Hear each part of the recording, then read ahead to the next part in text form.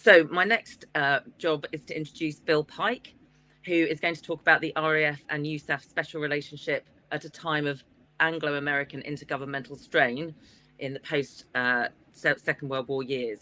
Bill is an independent air power researcher who's focused on the role of the RAF in air intelligence and reconnaissance during the early years of the Cold War.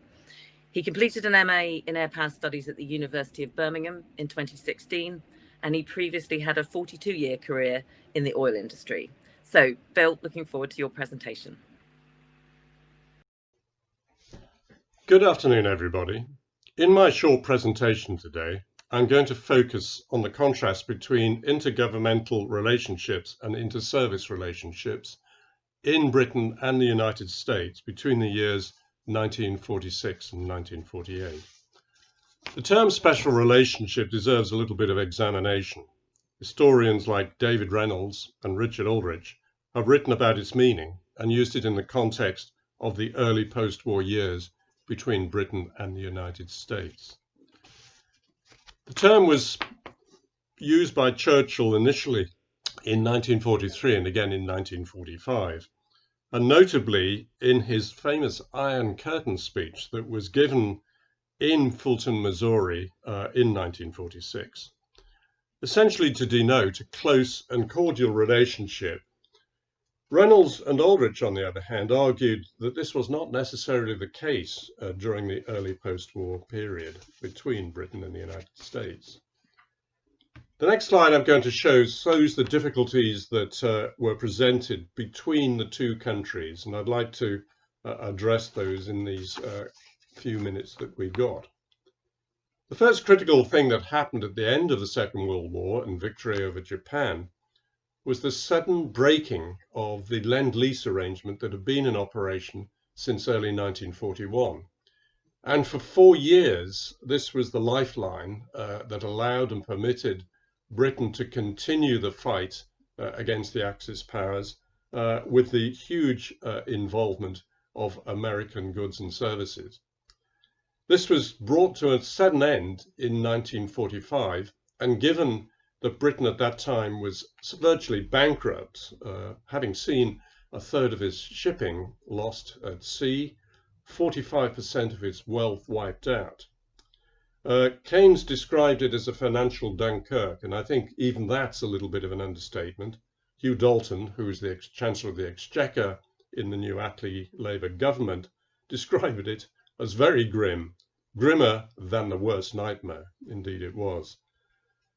The second point I've got there is the breaking of the relationship in nuclear research and development at the end of the Second World War.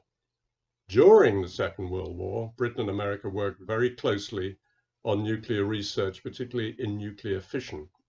And that gave rise to the Manhattan Project in the United States, where some of our best British scientists went to help in that regard. Agreements were entered into that after the end of the war by Roosevelt and Churchill, deciding that they would continue for peaceful purposes to continue that relationship. However, the McMahon Act, the Atomic Energy Act that was brought in mid-1946 stopped all of that in its tracks. From then on, Britain was not privy to any of the nuclear secrets being developed or nuclear weapons or nuclear research for peaceful purposes with the United States. This was seen as a betrayal of trust by Clement Attlee, who, as a member of the War Cabinet, was quite privy to the fact that those original agreements were entered into. And finally, American criticism of British foreign policy in various parts of the world, and I'll pick on two of them. Probably the most critical one was in Palestine, where Britain had the mandate to look after the territory all the way back to 1917. At the end of the Second World War, of course, there was a huge influx of Jewish immigrants, and these people were being prevented by British troops from entering into Palestine at the time. This went down very badly in the United States, and particularly with a very, very influential Jewish lobby in the country at that time.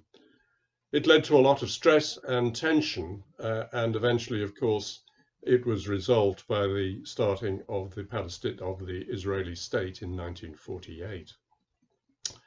Another area was Greece, where Britain was essentially operating a policing action at the end of the Second World War. Factions of lot of communists involved and royalists in an essential civil war. But Britain couldn't afford to prosecute a policing operation with all its other obligations globally that it had. The Americans therefore criticized the British for their lack of action in that regard. So you can see that the critical issues there were there to consider at the time. I want to move to a happier story, and it's one between the fledgling United States Air Force that was put in place in 1947. Indeed, it followed the track of the Royal Air Force, which 29 years previous to the USAF, the United States Air Force, was equally at that time an independent service, independent of its army roots. So there was a lot of empathy, a lot of sympathy between the two entities, the services of the Royal Air Force and the United States Air Force, in those very early and/or critical years. There was a lot of leaning towards Britain with regards to both strategic importance, but also to the values that Britain had through its organization of reconnaissance and intelligence. And finally, Britain's large, though declining empire, its Commonwealth, gave access to a critical number of bases that the Americans, the USAF, might want to use in the future, either on a temporary basis or more permanently, that gave them a global reach where they previously did not have one.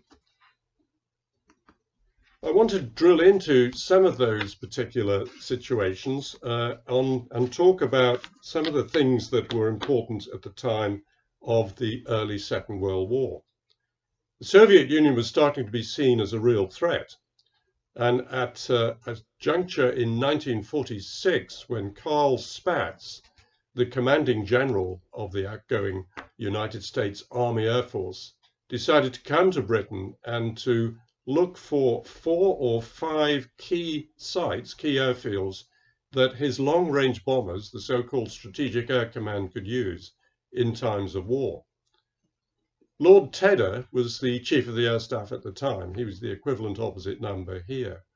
And they decided on 5 of the sites that you're seeing on the slide, on the left-hand side of that slide, where modifications to the airfields were being made so that they could accept the large, heavy bombers of that moment, the B-29s, to arrive in Britain. And indeed they did. In 1946 to 1948, and particularly in 1948, significant numbers of squadrons arrived at 5 airfields in eastern England. The slide I'm showing shows a lot more than just the 5 sites that I've talked about. And it shows the expansion of the relationship outside of the original agreement to allow for fighters as well as bombers and also reconnaissance aircraft. So it was a very important period in that time. The next association I'd like to talk about involves air intelligence and reconnaissance, very much in the A2 area of disciplines. Operation Turban, perhaps not known to many of you, if any of you, was an operation, a combined operation between the British and the Americans during the latter parts of the Second World War. Both intelligence services suddenly realized that the Luftwaffe material that had been acquired over the Eastern Front during the combat years in 1941 to 1944-45 were being salted away in various places, in various supposed safe storage areas around particularly parts of Western Germany. The most critical one of them, and I'll just allude to one here, was a subset of Turban called Dick Tracy. Dick Tracy, after the famous cartoon detective. And indeed, it led to the discovery near Berchtesgaden in southern Germany of a huge amount of material imint material, if you will, of slides on photographs and traces of particular operations that the Luftwaffe had done through its reconnaissance division as they were going forward into Russia. On the left-hand side of the screen, you can see a rather dated map that I found in the National Archives here in Kew, and it's a cover diagram, and the shaded area is the amount of cover that was retrieved by both the Americans, mainly Americans, but also the British in the British zone of occupation in that moment. So anywhere from the Polish border to almost the Urals was covered in part or in total with maps and photo coverage of these areas, including some really good strategic sites that were important to the Germans at that time.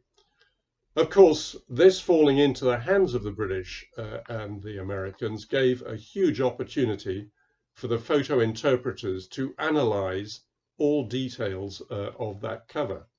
It's worth bearing in mind that essentially before this, the whole of the Western Soviet Union was essentially a blank canvas. Very little was known by normal mapping, or indeed by certainly the photographic evidence, the aero photographs that have been taken. So that was an important success story that went on for 4 or 5 years between the two intelligence services. North of the red line there, and I hope you can point out, I can point out the coastlines in blue. To the north of that line, the British interpreted data, and to the south of it, the Americans. And they exchanged on a continuous basis the comprehensive cover that had been retrieved. This was literally tons and tons of material, photographic material that had been retrieved. Finally, I want to talk about the major, well, before I do that, let me just show you 1 or 2 photographs of the cover. This is Baku in Azerbaijan, and it was a source of oil and crude oil and products for the Soviet war machine during the Second World War. But of course that went through into the post-war period, and this would have been a strategic site of importance to the photo interpreters. You can see there the tank farms, the refineries, the jetties going out into the Caspian Sea, and a really critical target in case of war. These 2 slides here, on one particular display here, show the eastern Black Sea naval port of Novorossiysk, with critical naval point at that particular moment, and continued into the Cold War as such. And on the right-hand side is what was eventually decided to be a critically important place for jet engine research in the early post-war years near Gorky. Finally, as I interrupted before, let's move to the Berlin Airlift, which of course was a critical story in the association of the 2 air forces at that time. On the right-hand side, you can see a number of Avro Yorks. They were used by the British, but other planes were used, like the Dakota and so forth. The Americans had a much larger fleet of planes. And the Berlin Airlift was essentially about breaking a blockade that prevented food and fuel and other materials coming in from West Germany through the corridors of East Germany into essentially the island called West Berlin, which was shut off at ground level, both by canals and rail and road links. This was a highly successful operation, and it became a very good point at which the Germans realized that both the British and the Americans, who had previously bombed many of their cities flat, were now a savior of their particular way of life. It was a turning point then in 1948, both politically and logistically in this huge operation. Just 1 or 2 points on the amount of food and fuel that was put through. It was essentially 2.3 million tons of food and fuel, primarily by the Americans, but also about a third of it by the British, by sending that by aircraft on a continual round-the-clock basis. Well, I've put a timeline on here on this next slide, and it shows the importance of the arrangements both in logistics and joint operations, but also in the important area of intelligence, both signals and image intelligence in those particular years between 1945 and 1948. And finally, a summation of what this was all about and how it contrasted so effectively what was going on. In my last two points here are that it really did reforge the American relationship at the service level of air forces, even though difficulties elsewhere. It was a special relationship, but it was certainly in no way sentimental. It was a very pragmatic relationship where there was both opportunities for both sides with mutual collaboration and benefits. And of course, as we know, very important in enduring legacies right the way through the Cold War period and beyond to the present day. So thank you very much for your attention to this. Thank you very much.